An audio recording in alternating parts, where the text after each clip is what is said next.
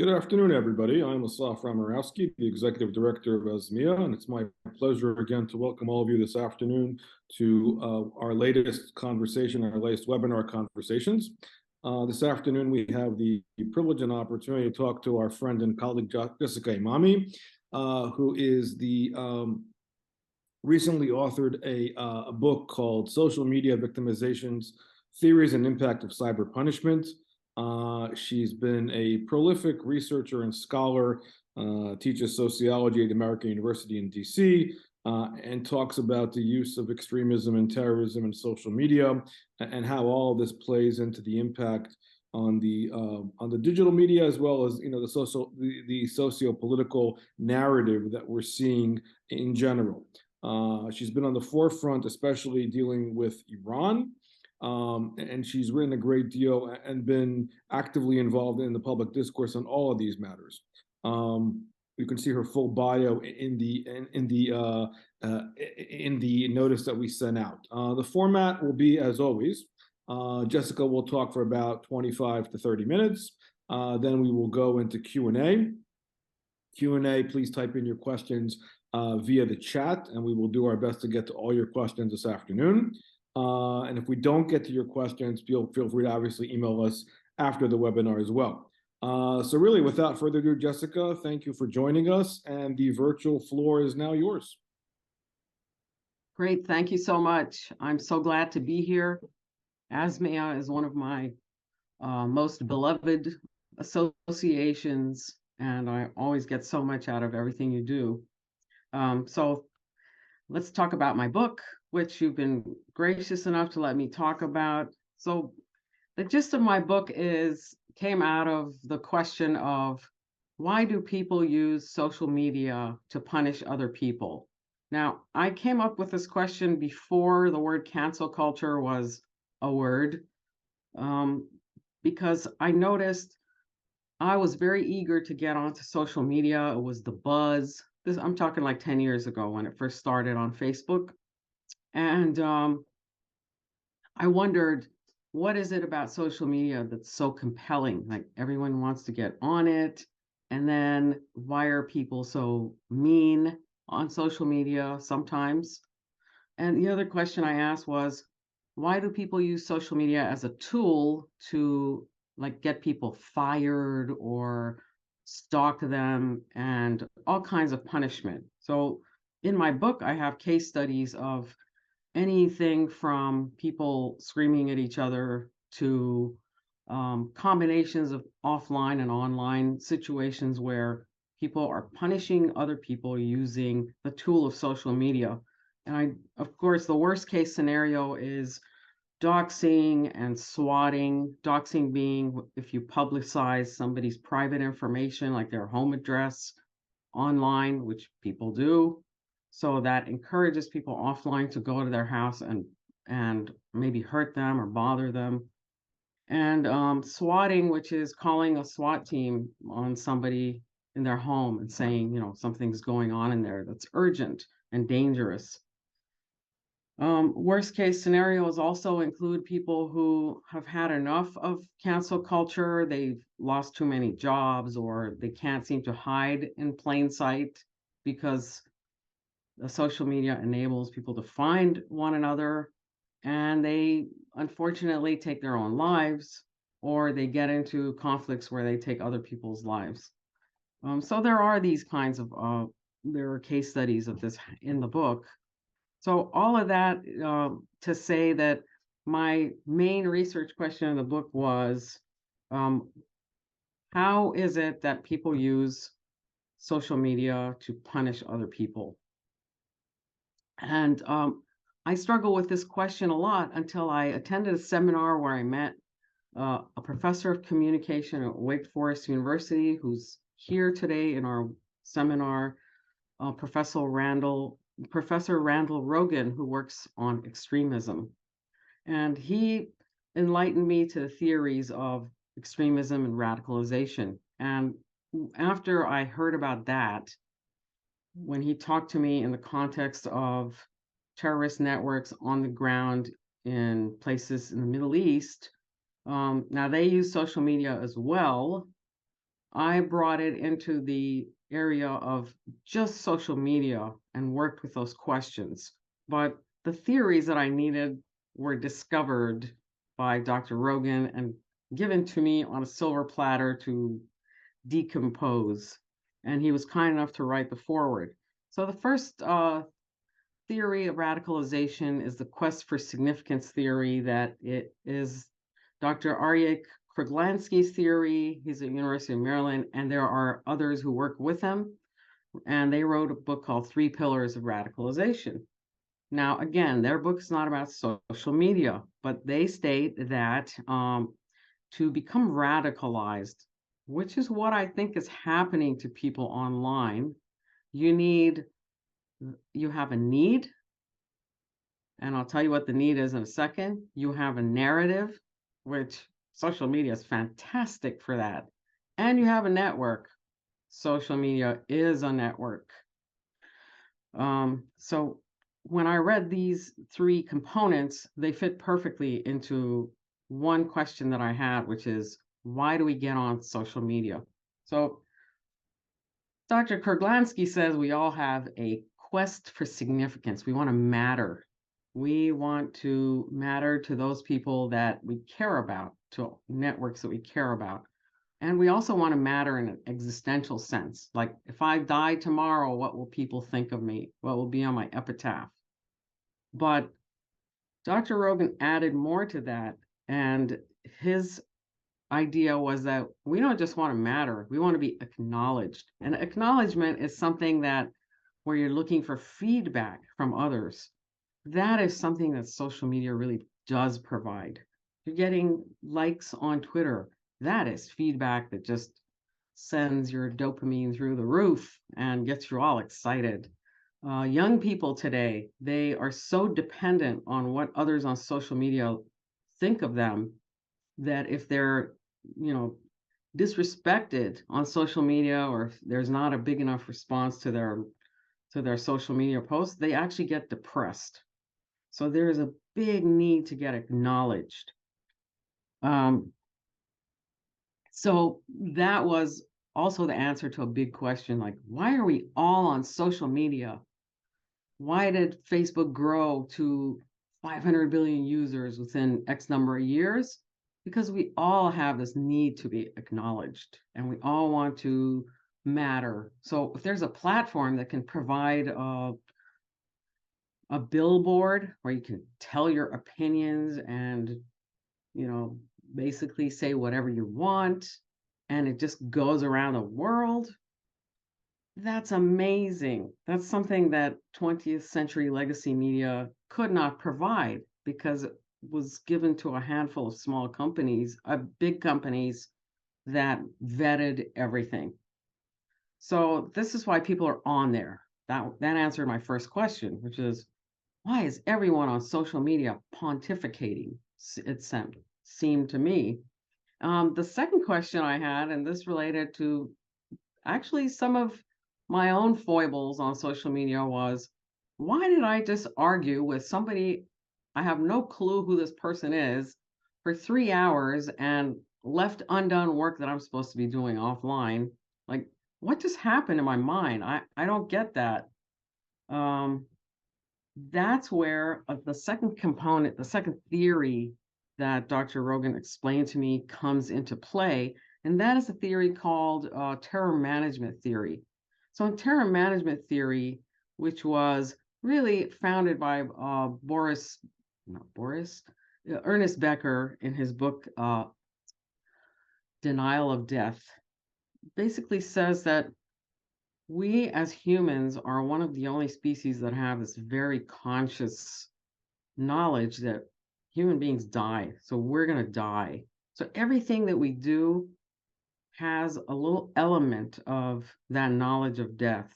And sometimes, if the right kind of thing scares us, it becomes an existential fear.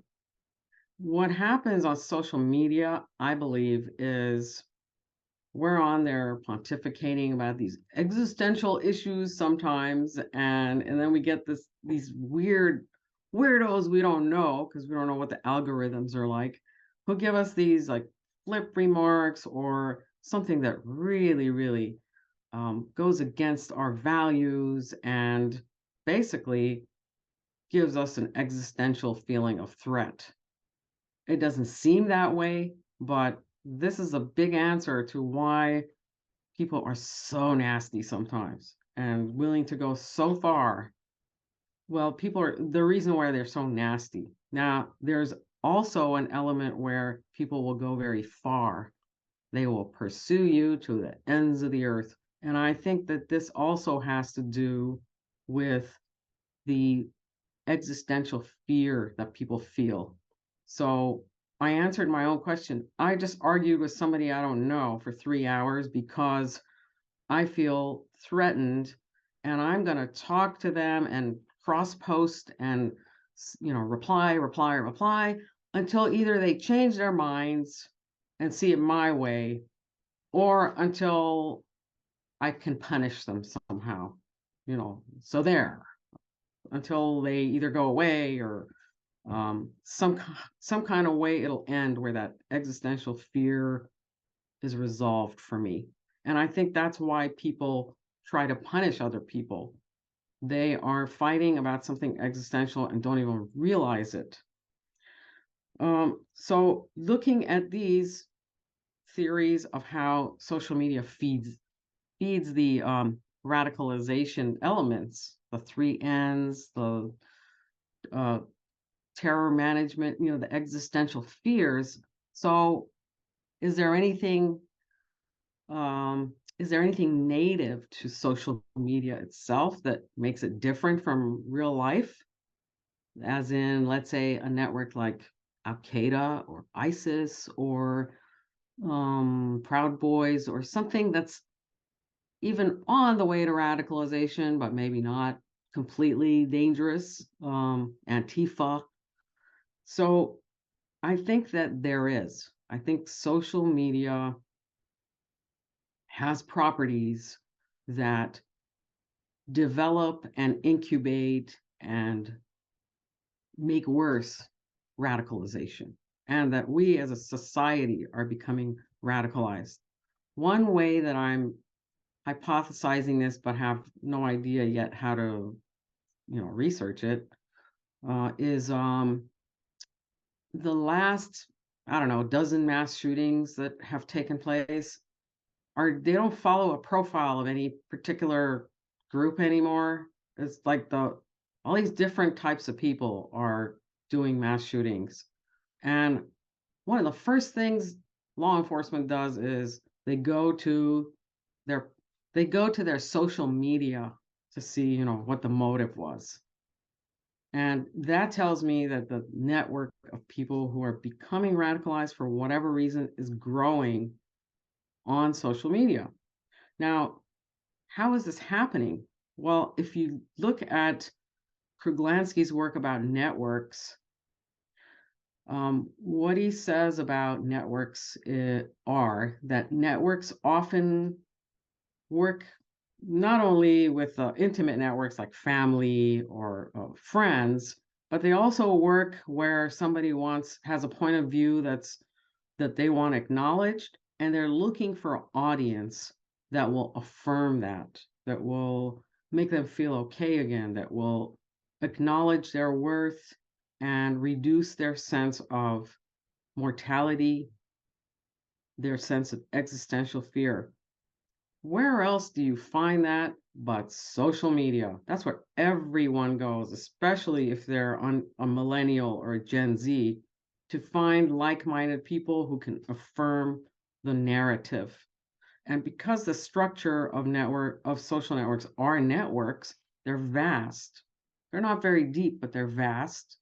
But they also promote silos. So the way the algorithms work, you know, things that are outrageous travel much faster. They also tend to connect you with people they believe are like-minded or even more radical than you are.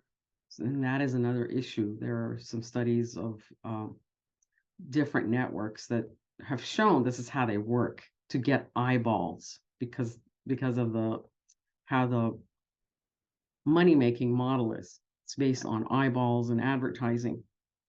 So that's one part where social media, because it is a network and works the way it does based on that model of outrage traveling faster, promotes, I believe, radicalization.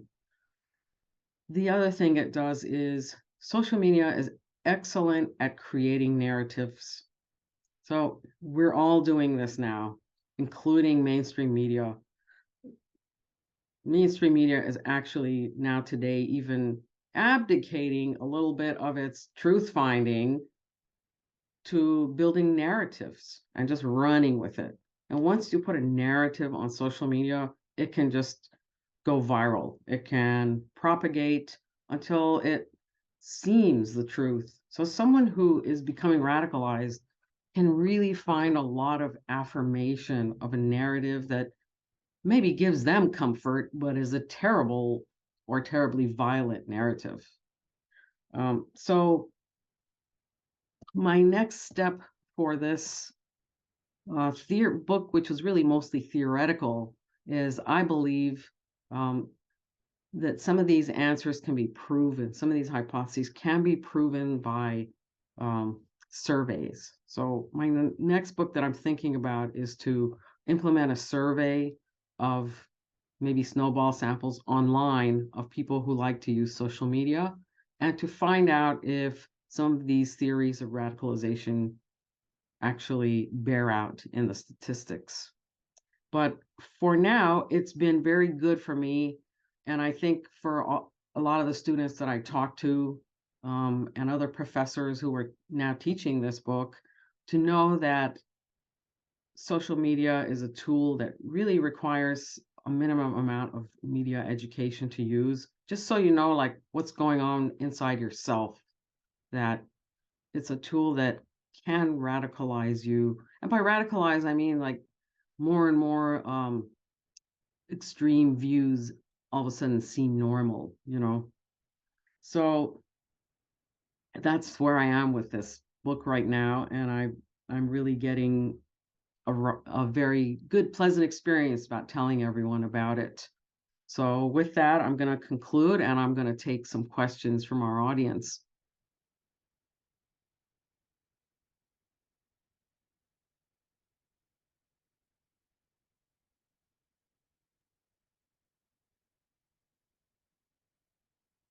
Thank you for that. Appreciate that, for the in-depth analysis. And obviously there's a lot to talk about and a lot to unpack. So with that being said, the floor is now open. People who have their questions, please type them in the chat, and we will take it from there. Alex, do you want to start us off with something? Sure. Well, first, thanks very much for a very interesting presentation. And while you were speaking, I was sitting here making lots of notes, and many of the things that you spoke about in a 21st century social media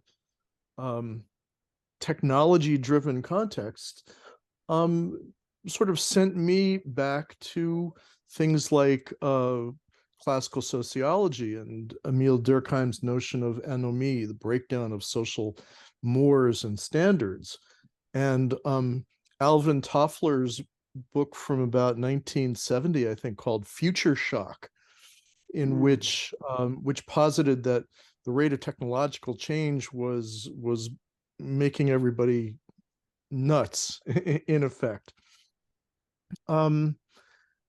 And talking about things like meaning and community, these are very kind of traditional frameworks for sociologists in particular. So I guess my question then is, how is it different today than, let's say, the classic sociological situation of rapid urbanization that Durkheim was talking about 120, 130 years ago? Other kinds of dislocate and other periods of intense rapid dislocation. Is it just the technology, or is there something essential about the ideologies that are being sort of circulated in this period of dislocation? How is it different? That's what it comes down to. I'm so glad for that. And thank you for bringing up those sociological theories. I do think that we do not yet know how the technology is affecting us, but it's definitely another element that's thrown in the mix. And this time, it's not just thrown as a tool to use. It actually has an interference between one person and another. We are subject to manipulations and algorithms that we are not yet aware of. They haven't been harnessed. They're not properly looked at. They're not regulated. And I think that actually makes it more dangerous. The other part that makes it more dangerous is that social media has a network structure that real life doesn't. We do have networks in real life, but we are not able to connect so quickly with so many people in so little time.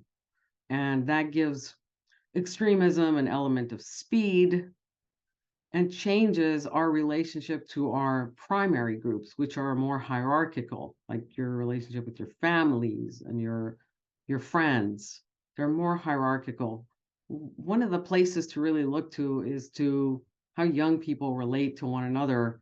We have this joke where, they're all sitting on a bench, but they're all looking at the phones, talking to one another.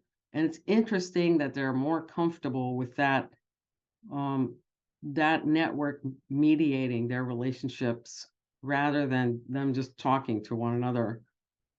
The not knowing, and well, even what we know now is kind of pernicious, is what makes this something that's very cautionary, I think, and a little different from, let's say, a tape recorder or a telephone, something that was in the 20th century.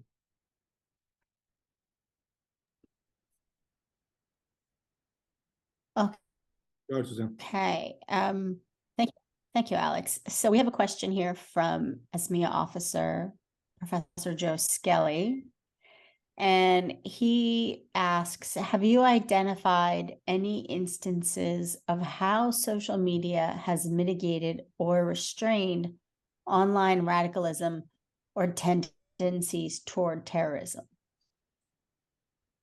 Well, I haven't seen it be mitigated by the platforms themselves, other than when they restrict the narrative. Like, let's say if it's hate speech and they restrict it, that's one way they mitigate it. The other way it gets mitigated is law enforcement is keeping track of some of this stuff. And I mean, that's the beauty, if you want to call it, about networks, is that other people can watch them too, But I think overall, social media as currently structured lend themselves to a narrative that's very wrong, going like a wildfire. One other thing that may mitigate it is social movements themselves of opposite groups a lot of times tend to socialize and find one another on social media. So that is a more indirect way. But overall, I don't see social media as a platform that mitigates extremism. I think it's quite the opposite. I think it spreads extremism and extreme narratives. I hope that answers the question. Thank I you, believe Dr. it Skelly. did. Question. Jessica, let me ask. So, I mean, as far as everything, the work that you've been doing, obviously, some of this, to Alex's point, there's new and there's old. In 61, Tom Schilling wrote his Strategy of Conflict, when they talked about, the issue of game theory and the connection when it came to U.S.-Soviet relations. There's a lot of work that's been done of late as far as strategies when it comes to the chessboard and the web and the things that that we're seeing today. Are you able to see in your work now, and I know you've done a lot of work on Iran, patterns that relate to taking this as far as the social media, and how is that kind of amplified and elevated the ability to dissect the strategy, or rather is it making it more confusing given the overwhelming of content and looking at patterns given the volume of social media that we're looking at here as far as dissecting the distinct patterns between the back and forth, and are there any consistent predictions that we could look at here going forward, especially when it comes to U.S.-Iranian relations? I'm so glad you brought that up. Right now, there is an intense social media narrative battle, if you will, going on between the opposition and the Iranian government. The Iranian government has been throwing a lot of money to both create divisions between the opposition and to troll people who speak out. For example, just last week, let me back up. In February, the Crown Prince made a panel of 6 other people who were like a movie star, Nazanin Bonyadi, another movie star, Golshifte Farahani, a Kurdish Stalinist opposition head of Komele, who has a military junta behind him, and several others. And they created this charter of opposition. Now, I don't need to tell you that it started falling apart as soon as it was made. However, the Iranian government quickly went to work and things started falling apart in the cyber army, getting so bad, the insults so bad against some of the, for example, movie stars, that they went from being completely all over the media, both on television and social media, to like shutting down their account. Like, I'm out. They were not prepared for the social media onslaught that occurred. So right now, there is a big social media fight happening. And the divisions right now are between the Crown Prince, who actually has favorability from the only polling we have inside Iran, and I'm pretty sure it probably skews younger, but he has a big younger backing, and the young people are the ones who are driving this opposition movement. So there's his faction, and now the other people on the panel are sort of breaking off into this what they call more liberal democratic, classic liberal camp. And then they have the Islamists on Twitter who are fighting all of them. But one of the biggest tactics of the opposition is to create divisions among Iranians abroad and among Iranians inside who oppose the regime, to, just change the narrative. And it's possible to create narratives online. This is one thing that social media, we excel at. So I hope that gives you a little bit of taste of what's going on social media in Iran. Sure. And as far as the question about predictors, as far as looking at these trends, are there consistent predictions that we can make given the trends that are going? Predictions about Iran itself, you mean? Yeah. Oh, absolutely. The latest is that the opposition has a lot of momentum at this time. Starting 6 days ago, the Iranian oil sector went on strike. Now, the Iranian oil sector is what is going to bring down the regime, because that is their bread and butter, and that is where the IRGC is receiving all the funding that they get through ownership of, non-competitive bidding ownership of all these shops, and then they contract their workers. So they passed a very paltry minimum wage increase.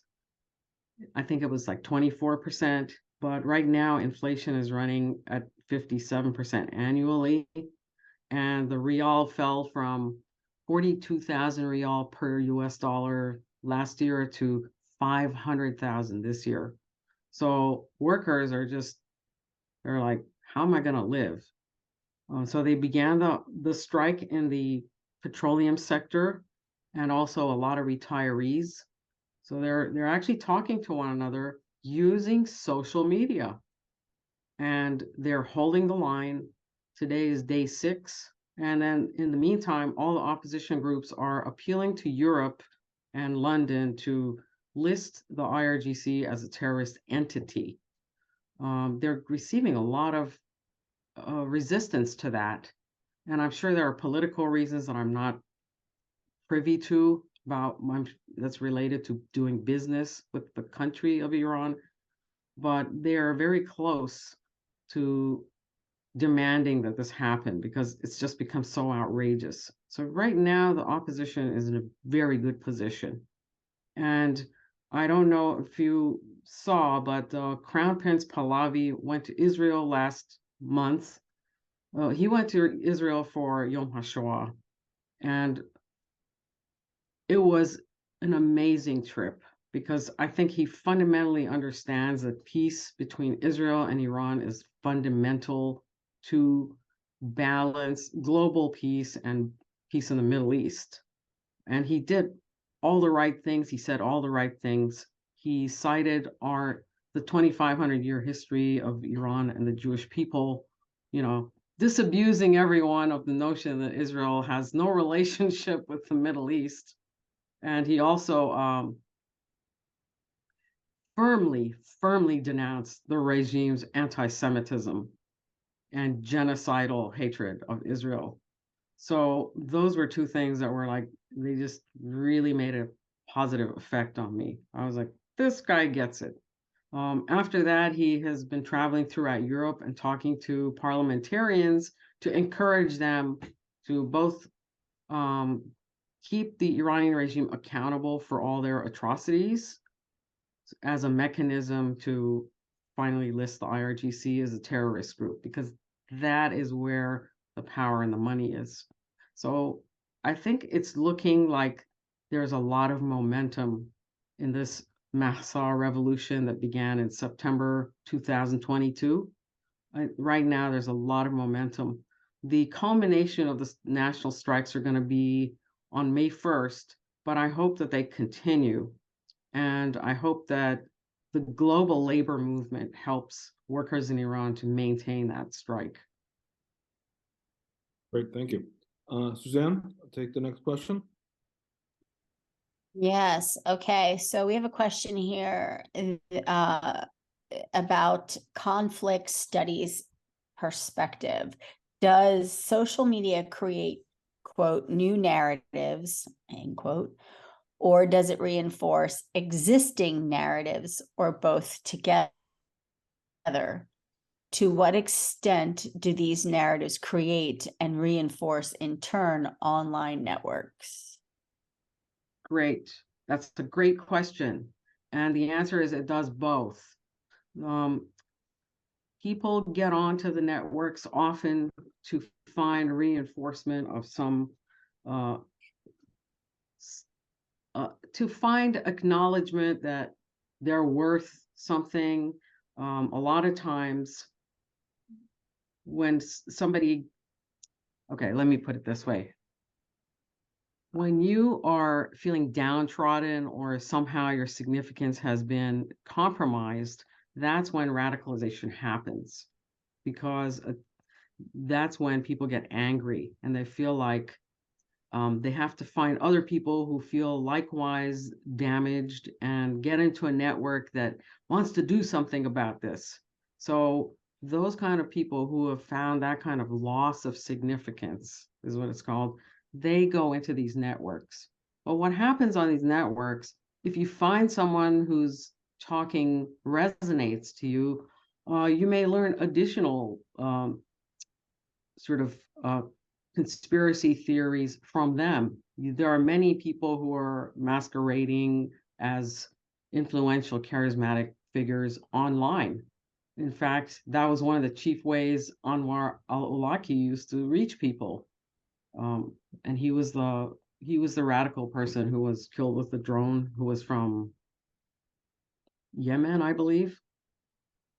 So yes, so we get on there, we find other people who are like-minded, and we already have these ideas, but we learn new ideas, we meet new people, and that's what makes social media radicalization so quickly viral, and actually worse in scope than, I believe, the physical world.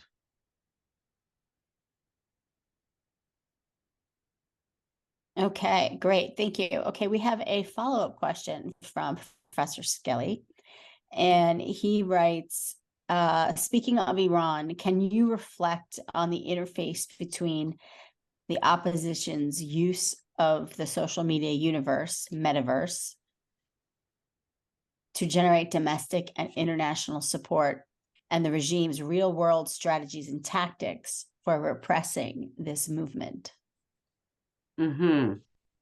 Well, clearly, if the regime didn't think social media was important, they wouldn't spend as much, and they wouldn't have as many people learning those skills and implementing them online.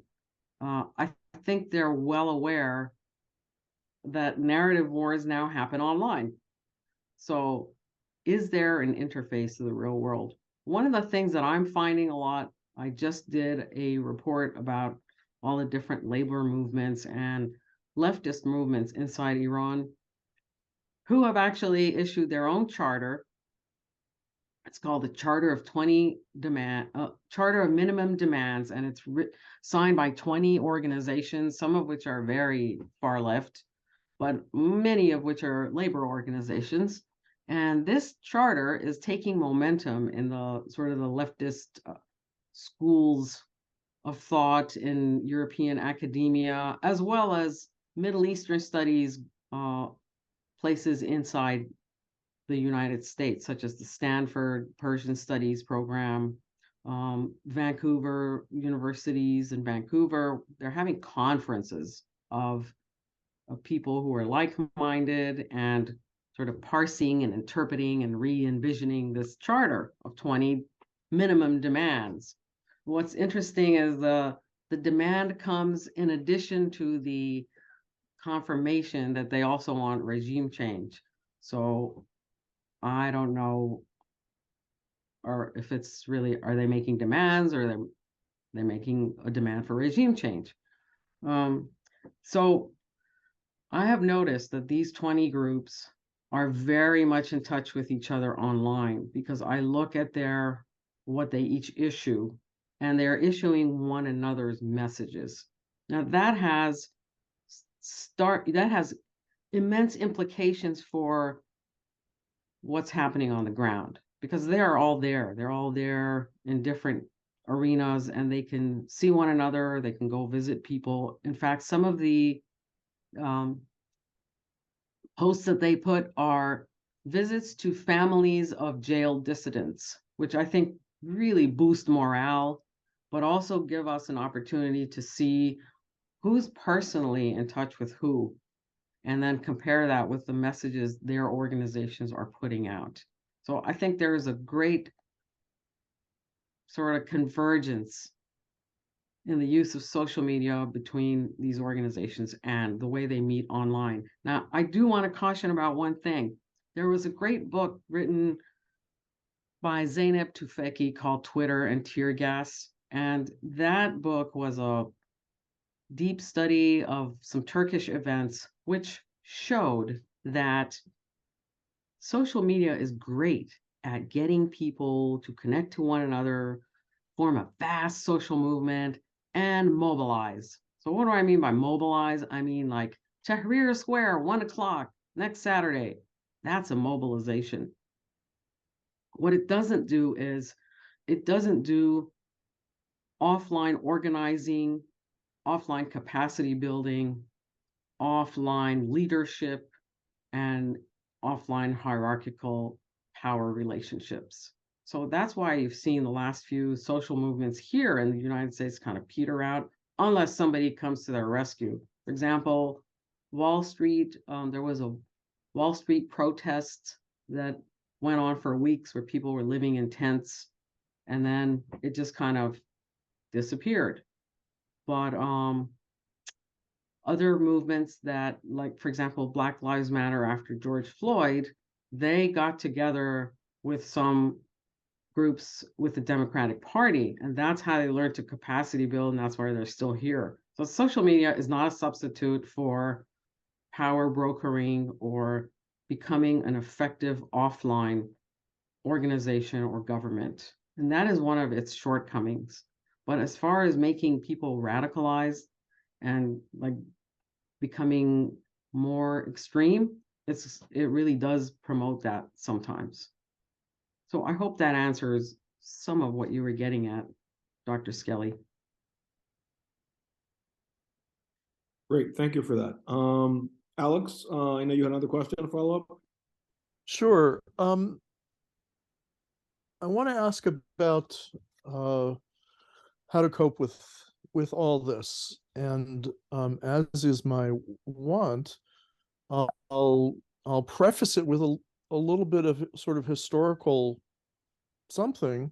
So in the 18th century and the 19th century, broadsheets were radicalizing medium for revolutionaries, and these were replaced by newspapers in the 19th century.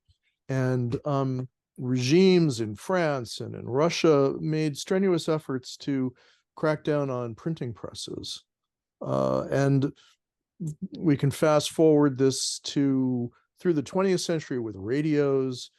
I remember going to Jordan and being frisked for cassettes in the 1980s.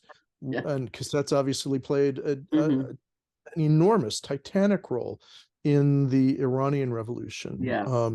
During the later 60s and through the 1970s. So there's a technological kind of arms race between regimes preserving their power, there was some kind of status quo.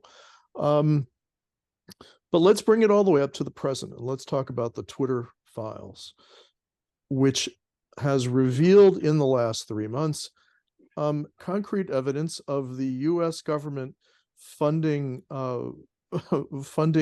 various sorts of cutouts in order to censor political opponents, which I suppose will now be incredibly popular with technology companies utilizing artificial intelligence to crack down on all manner of free speech. And so is this going to help prevent radicalization, or is it going to cause more radicalization? Because if nothing else, the existence of censorship regimes has undermined confidence in traditional media over the last decade, and certainly the last 2-3 years, which have been shown to be promoting one narrative of the party or the uniparty, whatever you want to call it in the American context. So how do we go? Yeah. How do we go forward? The internet's not going to go away, although it'll be partitioned sooner or later. It is partitioned into the Chinese internet, the Russian internet, and everybody else. But where do we go? And can we trust the people who are doing the de-radicalization in the slightest? Yeah. So I don't think there are people doing de-radicalization. Are there? I mean, like psychologists? Let's not call it. I mean, there's a de-radicalization industry, but let's call it the opposition to radicalization on the part You of mean like the censorship? censorship by corporations, by Uh-huh. government, and the revolving door with academia and Yes. with NGOs. Yes. I was actually very incensed by finding out later that 50 intelligence officers signed a letter stating that Hunter Biden laptop story was Russian disinformation without really knowing that it was or not.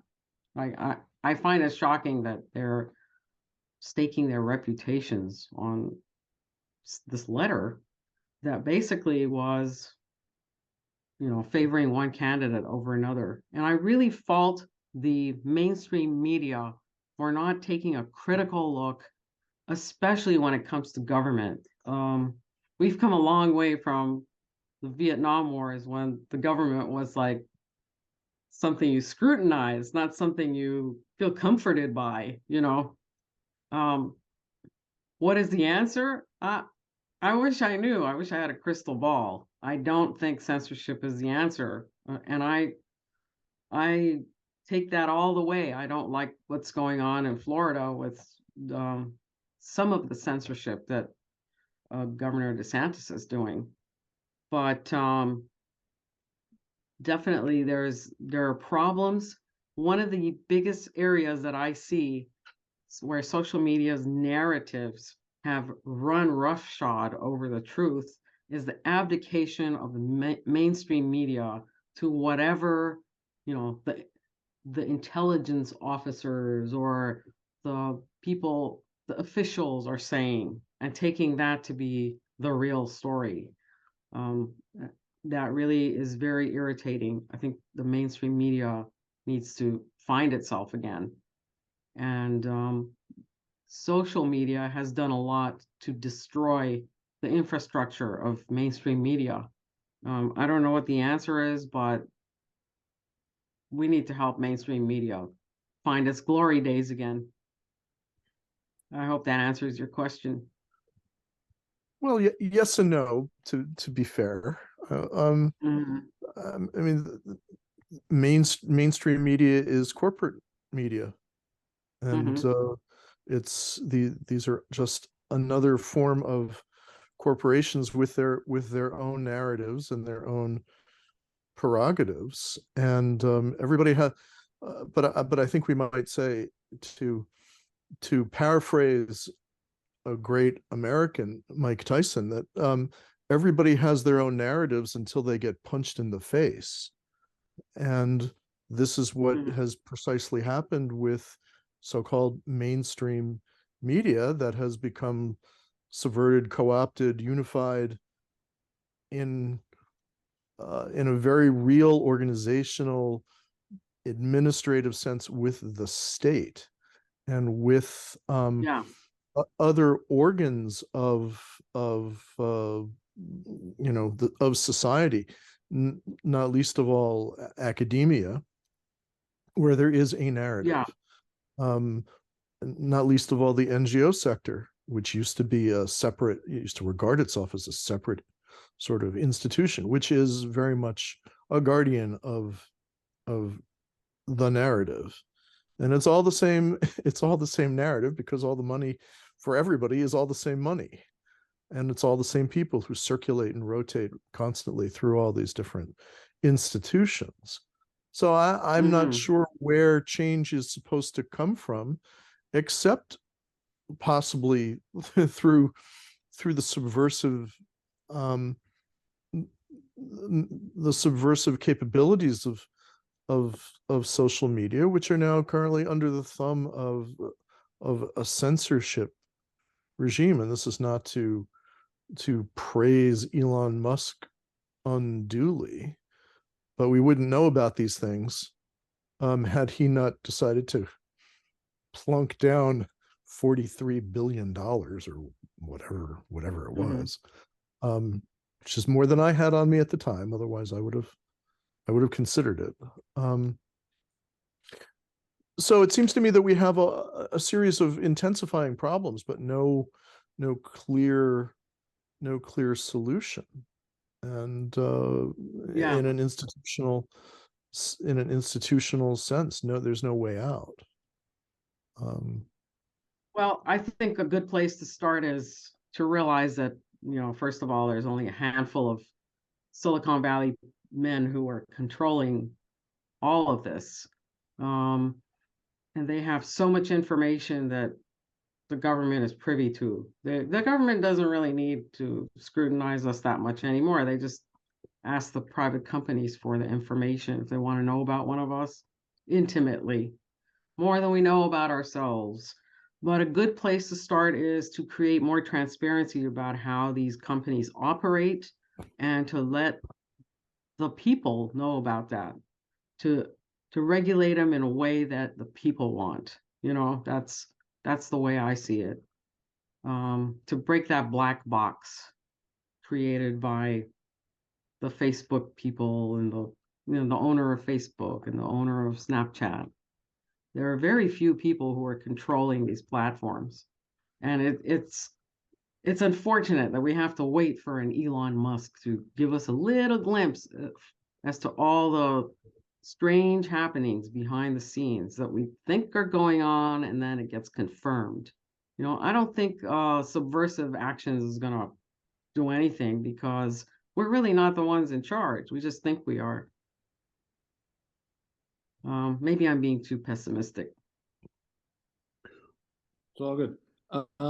So just to follow up on Alex's point, Jessica. I mean, and, obviously, given the fact that our wheelhouse is in the academy, and obviously we've seen a lot of use of soft power, with the use of exactly the same tools you're using in the American academy, and the hijacking we've seen now as far as the Iranian regime's ties to places like Montreal and Oberlin, and only now you're starting to see cracking down of making those connecting the dots. As far as taking the research that you've done and presenting it as evidence as far as how this is trickling down into the narrative being taught, I would argue fallaciously, as far as how the messages that are being sent in the academy, and what is, how do we, what can we do with the data that you have as far as, using that as evidence as far as,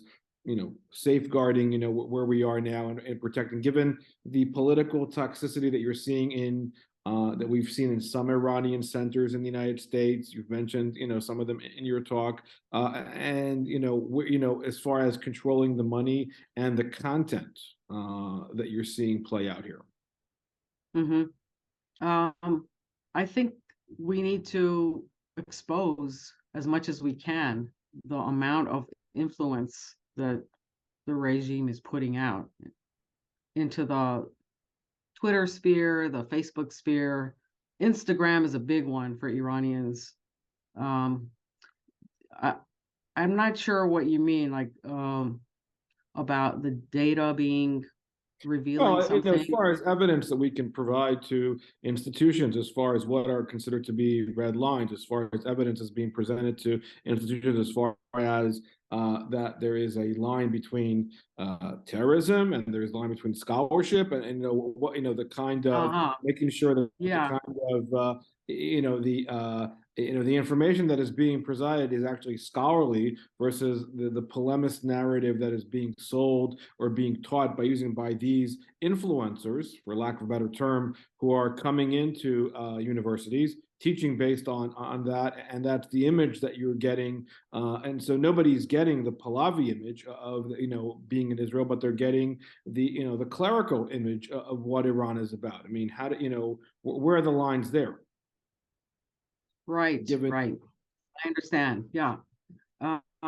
Well, one of the most difficult things that our organizations that support democracy, that support what we stand for, is having access, like being a fly on the wall in the classes that these types of professors give.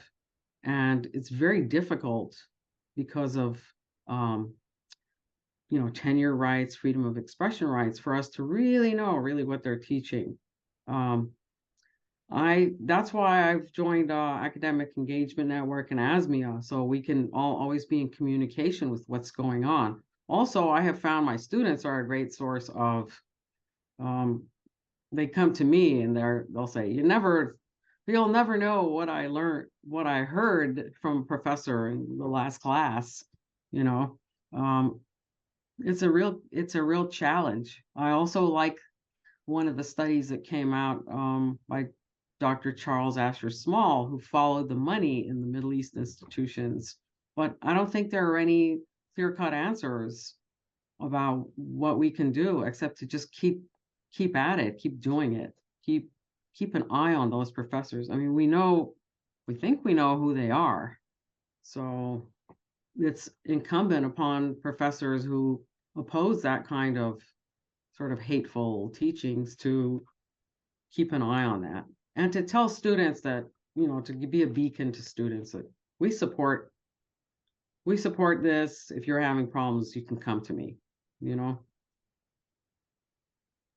All good. Suzanne, take. Okay, yes, I think we have one last question here, and it's for Professor Skelly, and he writes, in light of the subtitle of your book, are there examples of how state and or non-state actors have used social media to punish and target individuals, groups, organizations that have had real repercussions in the Middle East? In the Middle East, my book doesn't cover the Middle East. It was mostly about the United States, and I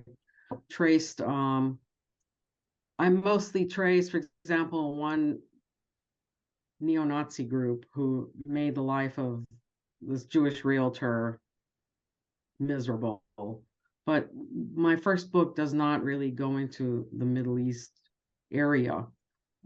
I really do want to bring closer together theories of radicalization and use the Middle East as a platform for my second book, which I'm about to write a prospectus for very soon. So I'm afraid it's not in that book, but it's in my mind. All good. Great. So I'm just keeping an eye on the clock, and unfortunately our time is coming to an end. But I really want to thank you, Jessica, for taking the time to talk to us about your research, sharing the work you've done. Obviously, there's a lot more to unpack, and as things are developing, we hope that we can continue the conversation. I want to thank my colleagues, as always, Suzanne, Emily, and Alex, for joining us this afternoon, and of course, thanking the audience for coming together, and above all, you for taking the time to share all your work. So really, thank you, as always, for being part of, and for taking a stance, and for being part of and sharing your work and research with all of us this afternoon. I hope everybody, will be on the lookout for future webinars, and we will continue the conversation, in our next talk. And if there are any further questions along the way, feel free to reach out via email. So thank you again, Jessica, and Thank you. Wishing everybody a good day.